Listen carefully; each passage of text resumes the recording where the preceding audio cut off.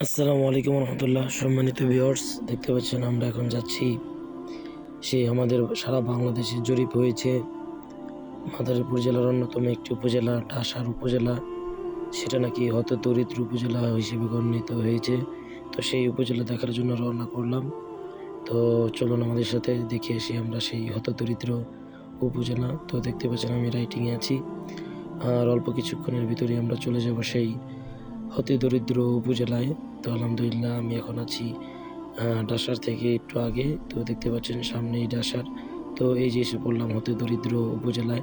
তো এখানে এসে যা দেখলাম তা সেটা দেখার জন্য আমি প্রস্তুত ছিলাম না, কারণ একটি অতি দরিদ্র উপজেলা হিসেবে যে এরকমটা আমি মনে করেছিলাম সেটা তার থেকে একেবারে আলাদা এবং ভিন্ন। এখানে আসলে আপনার মনে হবে আপনি কোনো ইউরোপ কান্ট্রির কোনো এক শহরে আছেন। আলহামদুলিল্লাহ আমার কাছে মনে হলো এরকমই, কারণ আমি ইউরোপ কান্ট্রি যাই নাই। এই জন্য সামান্য ধারণায় বললাম। মাশাআল্লাহ, খুব সুন্দর জায়গা। তো সাংবাদিকরা কোন দিক বিবেচনা করে তারা হতে দরিদ্র বললো আমি সেটা বুঝতে পারি নাই। তো আলহামদুলিল্লাহ আমি সব জায়গাগুলো পরিদর্শন করলাম।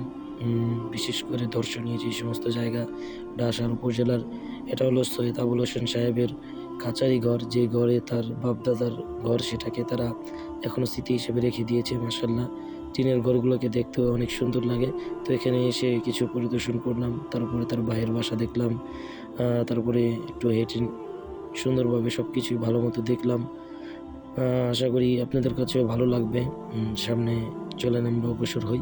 তো যাওয়ার পথেই একটা জায়গায় আমি ব্রেক করেছিলাম, তো সেই জায়গাটা একটু দেখাতে চেয়েছি আপনাদেরকে। দেখেন আলহামদুলিল্লাহ খুব চমৎকার এই জায়গাটি, এবং হতদরিদ্র এলাকার যে রাস্তাঘাটগুলো মাশাআল্লাহ খুবই চমৎকার। তো একেবারে ভাঙাচোরা রাস্তা, যাইতে আমার খুব কষ্ট হয়েছে, যেহেতু হতদরিদ্র এলাকা বলতে কথা বা উপজেলা বলতে কথা। তো যাই হোক, হতদরিদ্র উপজেলার ভিতরে একটি অন্যতম মসজিদে ঢুকেছিলাম।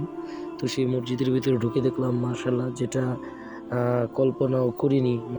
মানে ভিতরে ঢুকে মনে হবে আপনি কোনো বাইরের রাষ্ট্রে কোনো মসজিদে আছেন, যেখানে খুব আলোকসজ্জা এবং খুবই আধুনিক এবং অত্যাধুনিক ডিভাইস দ্বারা সব কিছু করা।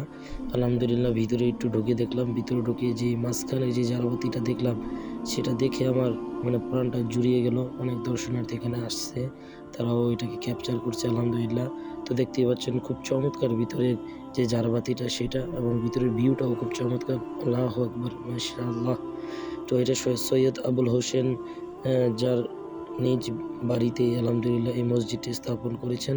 তো আলহামদুলিল্লাহ সেটা আমজনতার জন্য উন্মুক্ত করে দিয়েছে, সকলে এখানে ইবাদত করতে পারবে, এবং কি একটি দর্শনীয় এলাকা বললেও বলা যায়। তো আলহামদুলিল্লাহ আমি এতক্ষণ পর্যন্ত আপনাদেরকে দেখাতে পেরেছি হয়তো যতটুকু আমার সম্ভব হয়েছে। তো এখন আপনাদেরকে একটু বাইরের দিকটাও দেখাবো, এই জন্য চলুন আমার সাথে বাইরের দিকটাও আপনাদেরকে একটু দেখাই। তো আরেকটু উপরের দিকটা আপনাদেরকে দেখিয়ে আমি বাইরে চলে যাব। তো এখন আমি বের হলাম।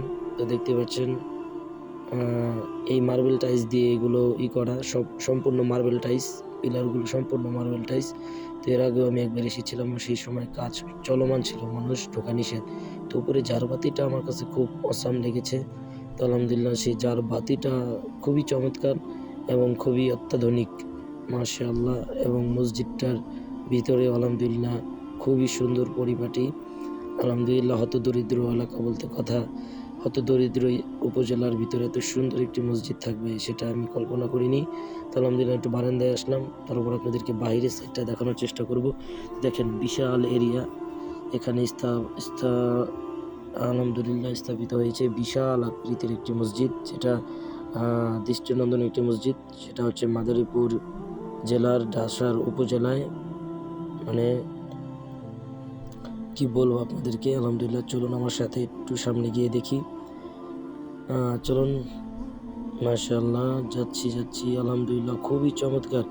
আমি সম্পূর্ণ ভিডিও করে ঘুরে দেখলাম এবং এদিকের মানুষের সাথে কথাবার্তা বলে দেখলাম। আলহামদুলিল্লাহ খুবই ভালো লাগলো, এবং কি এখানে এসে একটু রবের প্রশংসা করলাম। মাশাআল্লাহ, দেখতে পাচ্ছেন আলহামদুলিল্লাহ মাঠটাও অনেক বড়, এখানে অনেক দর্শনার্থীরা আসেন।